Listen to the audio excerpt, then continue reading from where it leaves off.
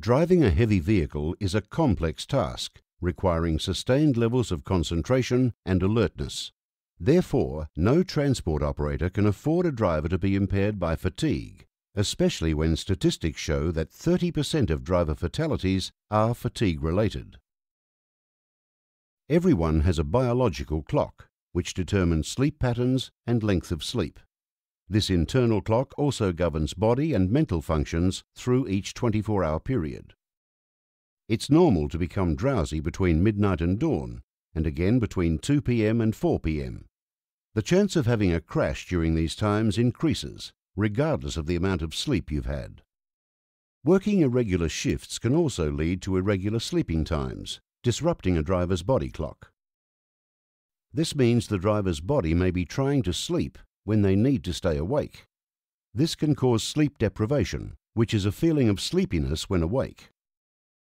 Fatigue accumulates depending on workload, length of shift, previous hours and days worked, time of day, or if work was done during the night.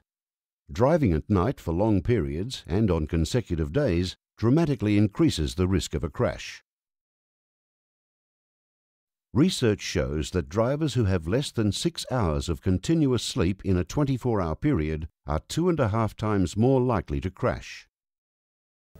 We're, I suppose, loved by the Motel Owners Association. We take rooms 24 hours a day, 7 days a week, 365 days a year. And much to our budget's dismay, $462,000 in motels for drivers alone last year. We have an option of either going two-up or placing drivers into motels and running totally fatigue system. The motel system will beat two-up all the time. The drivers are coming out of the truck, they're getting into a nice bed, fresh bed, and it just, the drivers appreciate it more. They get back into the truck, they're a lot fresher and away they go again. Drivers can't predict when they will fall asleep, but by continuing to drive when fatigued, they place themselves and others at risk of injury. One way to prevent this happening is to take a power nap, which can alleviate fatigue in the short term. Transport operators have a key role to play in ensuring that the hazards associated with fatigue are identified and controlled through the creation of an effective fatigue management system. By managing fatigue, operators help to protect the safety of drivers and other road users.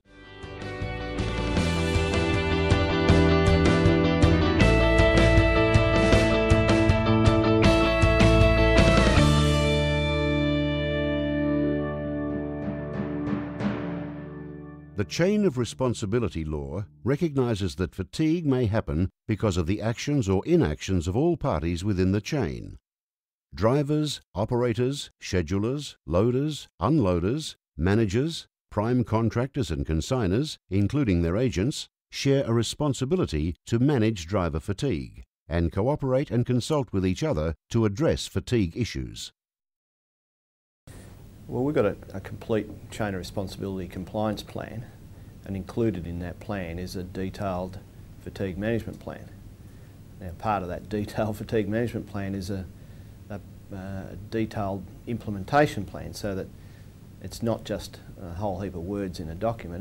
There's a plan there, and how our schedulers can implement that plan right throughout the organisation, so that everybody from the top to the bottom benefits from it. Under the chain of responsibility law, all parties must take reasonable steps to check that the driver is complying with relevant work, rest and speed limit requirements, and the driver is not impaired or likely to become impaired by fatigue. If a driver breaches their work and rest requirements, other parties in the chain can be held liable.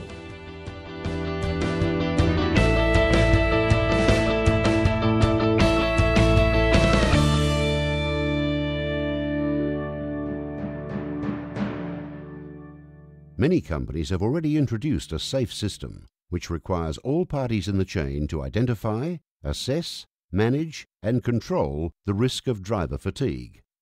Ideally, a manager should be responsible for coordinating the system. From the top, We've got a designated compliance manager who then documents the way we want to do things, and it's his responsibility to communicate that down the line. Responsible trip scheduling is the first step to take in managing fatigue. Trip schedules must take into account actual work times of the driver. Breaks must be planned, allowing for adequate rest time. Routes should be assessed for trip time estimates, where drivers and supervisors work together to identify rest stops. The driver's roster should be developed to reduce the cumulative effects of fatigue and accommodate changes from night to day shifts and changes in sleep patterns.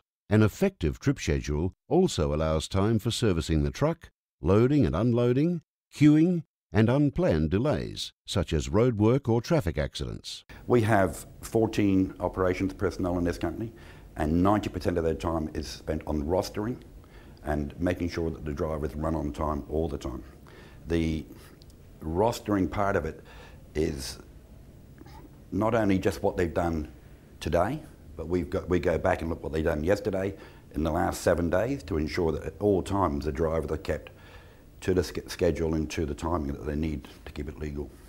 But if you can give the drivers as many tools as possible to help them plan their trip, and also